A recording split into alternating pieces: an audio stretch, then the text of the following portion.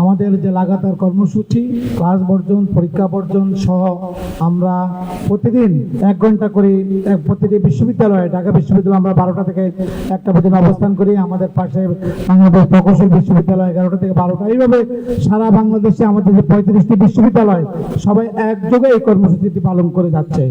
আমরা আপনাদেরকে থাকতে বলছি এই কর্মসূচিটি আছে আমাদের প্রতিদিন চলবে, কিন্তু আমাদের বন্ধের দিন শুক্র শনিবার আমরা কিন্তু অবস্থান করব না।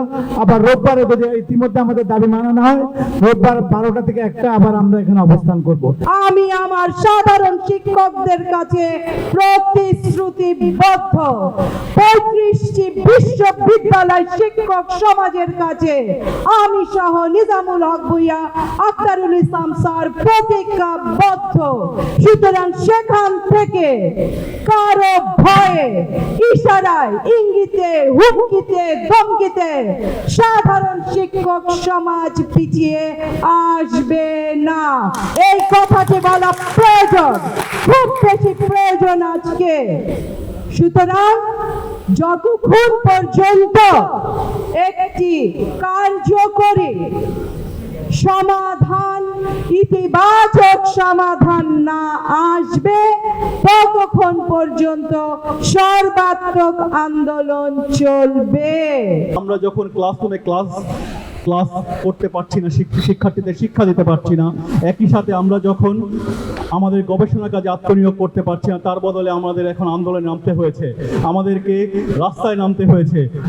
আমার মনে হয় এখন আমাদের সরকার তথা মাননীয় প্রধানমন্ত্রী উচিত শিক্ষকদের সাথে আলোচনায় বসে এই তথাকথিত প্রত্যয় স্কিমটি প্রত্যাহার করে শিক্ষকদের যে বিদ্যমান সুযোগ সুবিধা রয়েছে সেটাকে আরো বাড়িয়ে শিক্ষা খাতে যাতে শিক্ষকরা আরো বেশি নিয়োগ করতে পারে এবং বিনিয়োগ করতে পারে, সেই জন্য তাদেরকে সহযোগিতা করা।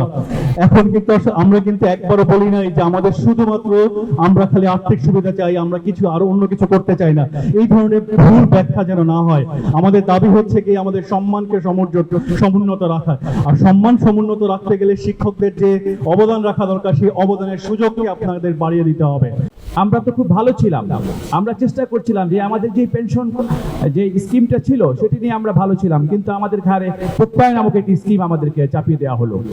আমি শুধু বেশ কয়েকটি কথা বলতে চাই, সাংবাদিক বন্ধুবৃন্দ যেহেতু আপনারা এখানে রয়েছেন, আপনাদের জ্ঞাতার্থে বলতে চাই, এখন সময় ছিল, যেহেতু আমাদের একটি পেনশন স্কিম ছিল, আপনারা আমাদেরকে বলতে পারতেন স্যার ঢাকা বিশ্ববিদ্যালয় সহ অন্যান্য বিশ্ববিদ্যালয় গবেষণার মান কোথায়, ঢাকা বিশ্ববিদ্যালয় সহ অন্যান্য বিশ্ববিদ্যালয় শিক্ষকদের আরো কিভাবে জাতির এই সময় গবেষণার জায়গায় সম্পৃক্ত করা যায়।